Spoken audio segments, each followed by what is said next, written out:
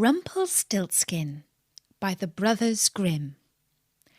Hello, this is Natasha, and I'm dropping by with a famous fairy tale. Now Bertie's friend, Sadie the Swan, tells me that she's met one or two fellows like the man in this story. At first he makes himself very useful and helpful to a girl, but later on he becomes a bit of a pest. His name is Rumpelstiltskin. Once upon a time there was a miller who was very poor, but who had a beautiful daughter. Now it happened that he had an audience with the king, and in order to make himself appear as a person of importance, he said to him, "I have a daughter who can spin straw into gold."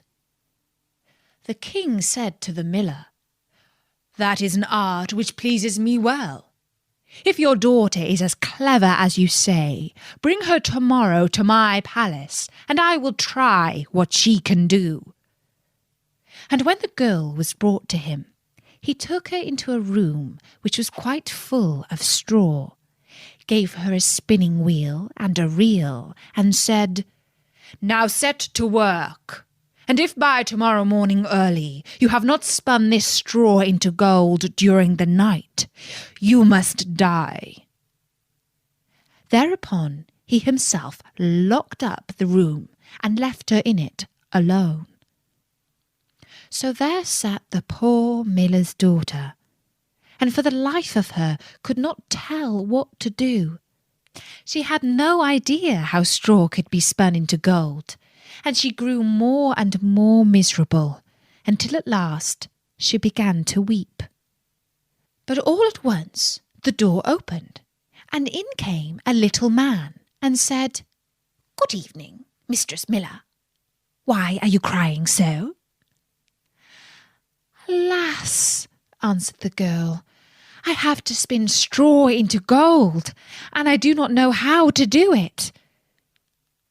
"What will you give me," said the mannikin, "if I do it for you?" "My necklace," said the girl.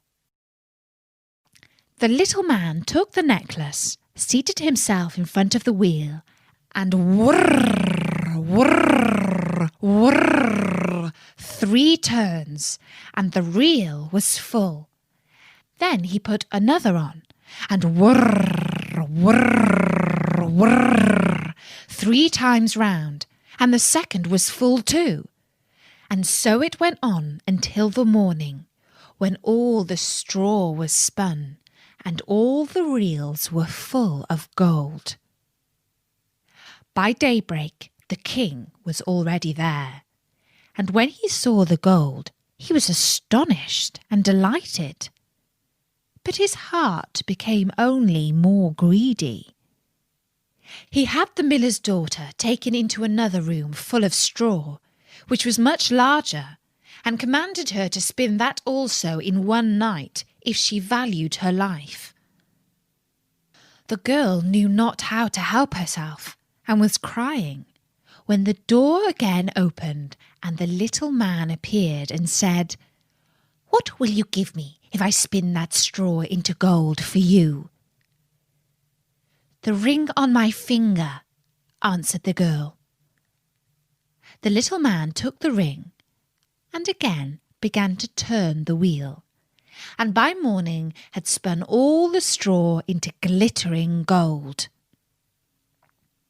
The king rejoiced beyond measure at the sight, but still he had not gold enough, and he had the miller's daughter taken into a still larger room full of straw, and said, "You must spin this too in the course of the night. But if you succeed, you shall be my wife." "Even if she be a miller's daughter," thought he, "I could not find a richer wife in the whole world." When the girl was alone, the mannikin came again for the 3rd time, and said, "What will you give me if I spin the straw for you this time also?" "I have nothing left that I could give," answered the girl. "Then promise me, if you should become queen, your first child." "Who knows whether that will ever happen?" thought the miller's daughter, and not knowing how else to help herself in this strait, she promised the mannikin what he wanted, and for that he once more span the straw into gold. And when the king came in the morning and found all as he had wished, he took her in marriage, and the pretty miller's daughter became a queen. A year after, she had a beautiful child, and she never gave a thought to the mannikin. But suddenly, one day, he came into her room and said, "Now give me what you promised." The queen was horror-struck, and offered the mannikin all the riches of the kingdom if he would leave her the child. But the mannikin said, "No, something that is living is dearer to me than all the treasures in the world." Then the queen began to weep and cry, so that the mannikin pitied her. "I will give you 3 days," said he. "If by that time you find out my name, then you shall keep your child."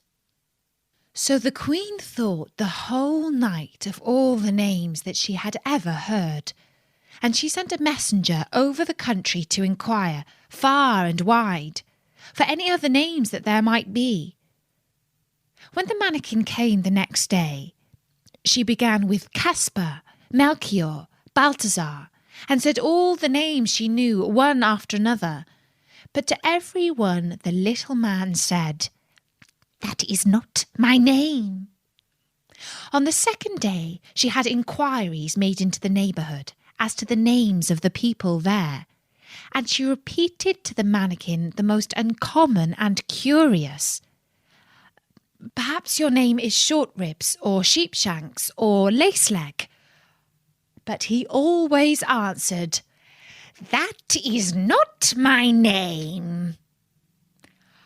On the third day the messenger came back again and said, "I have not been able to find a single new name, but as I came to a high mountain at the end of the forest, where the fox and the hare bid each other good night, there I saw a little house, and before the house a fire was burning, and round about the fire quite a ridiculous little man was jumping. He hopped upon one leg and shouted, 'Today I bake, tomorrow brew, the next I'll have the young queen's child. Ha! Glad am I that no one knew. That Rumpelstiltskin I am styled.'" You may think how glad the queen was when she heard the name, and when soon afterwards the little man came in and asked, "Now, Mistress Queen, what is my name?" At first she said, "Is your name Conrad?" "No." "Is your name Harry?" "No."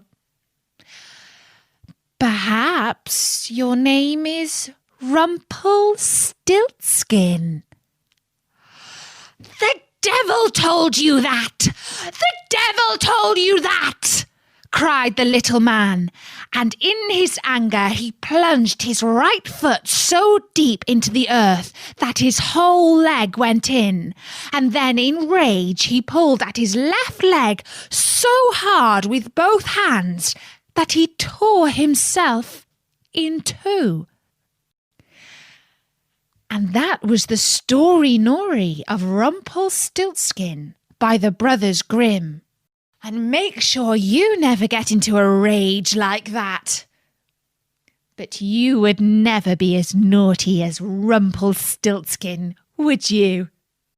So, until you drop by next time at storynori.com, from me, Natasha, bye-bye!